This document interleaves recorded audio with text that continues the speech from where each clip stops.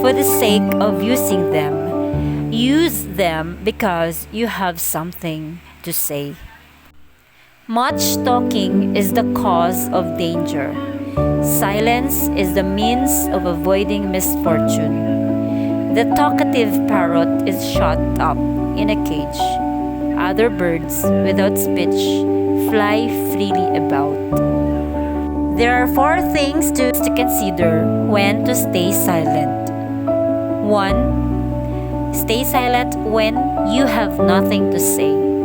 Sometimes, people speak just because there's silence. This induces mindless chatter. If you're talking solely because it's quiet, you really have nothing to say. Don't assume something is wrong because someone isn't talking, as they may simply not have anything to say. Speak deliberately. This is the key to attaining honesty and focus. 2. Stay silent when you need time to solidify your reaction. In emotionally charged situations, such as debates or arguments with a spouse or friend, there's always the risk of you responding in a hurtful or aggressive manner. To gain perspective on an issue, you might need to step back and observe. This allows you to listen to your intuition and logically decipher what's really going on. 3. Stay silent when it's better left unsaid. Avoid revealing irrelevant thoughts and feelings.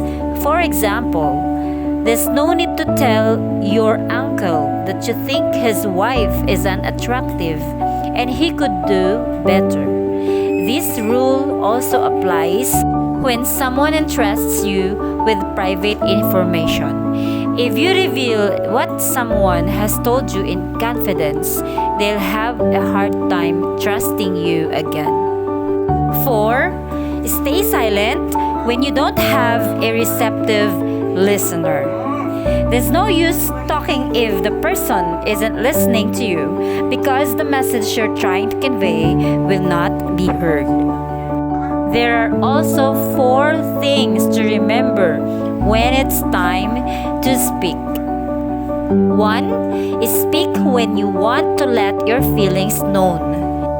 To keep the peace, some people bottle up emotions that should be expressed. For example, if your spouse made a tactless comment about your cooking, bring it to their attention instead of stewing silently in resentment. Doing otherwise can cause your pent-up feelings to transform into a sudden burst of rage when you least expect them to. 2. Speak when you have the power to change something. If your words can alter a situation for the better, you should present them. For example, if your brother is wallowing in self-pity because he lost his job, you might humor him or show him the brighter side of life to lift him out of his depression. 3. Speak when a golden opportunity comes knocking. Missed opportunities are upsetting, even so, when one word from you could have prevented them. For instance, you were shy about approaching that guy or girl you had been crushing on for the longest time. Now they're no longer an option because you took too long to make a move. When an opportunity presents itself, seize it by speaking up. Lastly, number 4 is speak when your opinion is requested.